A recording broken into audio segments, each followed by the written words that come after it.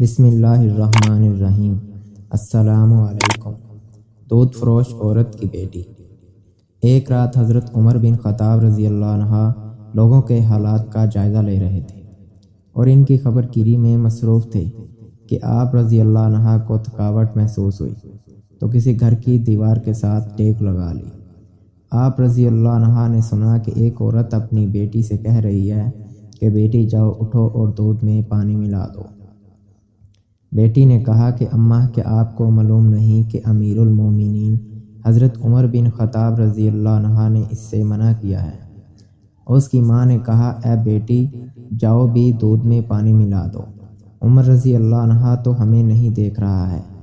اس لڑکی نے جواب دیا کہ اماں اگر عمر رضی اللہ عنہ ہمیں نہیں دیکھ رہا تو عمر رضی اللہ عنہ کا رب تو ہمیں دیکھ رہا ہے۔ حضرت عمر رضی اللہ عنہ کو اس نیک لڑکی کی بات بہت پسند آئی۔ اپنے غلام اسلم اس دروازہ کی شناخت رکھنا اور یہ جگہ بھی یاد رکھنا۔ پھر وہ دونوں آگے چل دیے۔ جب صبح ہوئی تو حضرت عمر رضی اللہ عنہ نے فرمایا اے اسلم وہاں جاؤ اور معلوم کرو کہ وہ کہنے والی لڑکی کون ہے اور اس نے کس عورت کو جواب دیا اور کیا ان کے ہاں کوئی مرد ہے۔ اسلم معلومات لے کر واپس آیا اور حضرت عمر رضی اللہ عنہ کو اس نے بتایا کہ وہ لڑکی کنواری غیر شادی شدہ ہے اور وہ اس کی ماں ہے اور ان کے ہاں کوئی مرد نہیں ہے۔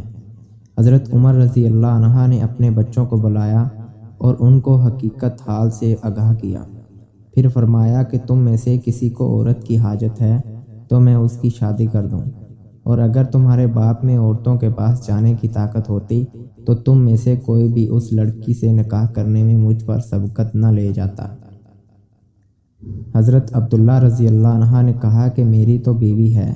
حضرت عبد الرحمن نے کہا کہ میری بھی بیوی ہے۔ حضرت عاصم رضی اللہ عنہ نے کہا کہ ابا جان میری بیوی نہیں ہے، آپ میری شادی کر دیں۔ چنانچہ حضرت عمر رضی اللہ عنہ نے اس لڑکی کو پیغام نکاح بھیجا اور عاصم سے اس کی شادی کر دی۔ عاصم کے ہاں بیٹی پیدا ہوئی جو حضرت عمر بن عبدالعزیز کی والدہ بنی۔